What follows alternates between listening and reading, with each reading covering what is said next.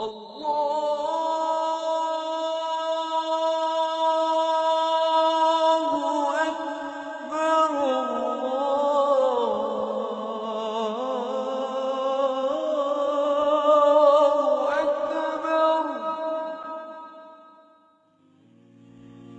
বিয়ের অনুষ্ঠান করি, আপনারা আপনাদের পরিবারকে পরামর্শ দিবেন যেন সামর্থ্যের বাইরে গিয়ে বিশাল জাঁকজমকপূর্ণ আয়োজন না করেন। অনুষ্ঠানটিকে বিশাল পরিসরে করতে গিয়ে ২০-২৫ লক্ষ টাকা কিংবা অর্ধ কোটি টাকার ঋণ নিবেন না। অনেক সময় দেখা যায় একটা বিয়েতে ৬টা-৭টা করে আলাদা অনুষ্ঠান হয়। একটা মেহেদি পার্ট 1, তারপর মেহেদি পার্ট 2, তারপর রিসেপশন পার্ট 1, তারপর রিসেপশন পার্ট 2 চলতেই থাকে। উদ্দেশ্যটা কি? আমাদের বিয়ে হতে হবে অন্য সবার থেকে বেশি জাঁকজমকপূর্ণ। উনি এভাবে অনুষ্ঠান করেছে, আমরাও যদি এভাবে অনুষ্ঠান না করি তাহলে আমরা সমাজে মুখ দেখাবো কি করে?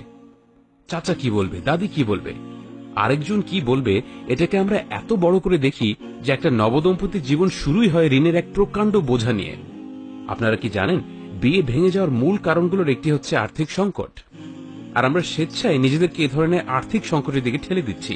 কেন? কারণ লোকে কি বলবে। আপনার উপরে আসলে এই বোঝাটা চাপিয়ে দিল কে? অথচ আল্লাহ রসুল সাল্লাল্লাহু আলাইহি ওয়াসাল্লামের সুন্নতের দিকে তাকালে আমরা দেখব সবকিছু কতটা সহজ। আমার একজন ভালো বন্ধু হলেন মেহেদি ইমাম ঈসা। তো আমি একদিন মসজিদে আসরের পর মাগরিবের জন্য অপেক্ষা করছিলাম। এমন সময় একটা লোক এসে বলল, শেখ আমি বিয়ে করব। শেখ বলল ঠিক আছে। সে বলল আমি কি মাগরিবের পরে আসব? উনি বলল ঠিক আছে। আমি অবাক হয়ে সব দেখতে থাকলাম। মাগরিবের কিছুক্ষণ পরেই হয়তো ৮-১০ জন লোক আসলেন। এর মধ্যে যিনি বিয়ে করবেন তিনি উপস্থিত। ওনার গায়ের কাপড়টাতে রক্ত মাখা ছিল। কারণ কি? সেই দিন রাতে যে বিয়ের খাওয়া দাওয়া হবে সেই পশুটিকে তিনি নিজ হাতে জবাই করেছেন। মাত্র ৪৫ মিনিটের মধ্যে অনুষ্ঠানটি সম্পন্ন হয়ে গেল। সবাই কোলাকুলি করলাম, ব্যাস শেষ হয়ে গেল বিয়ের অনুষ্ঠান।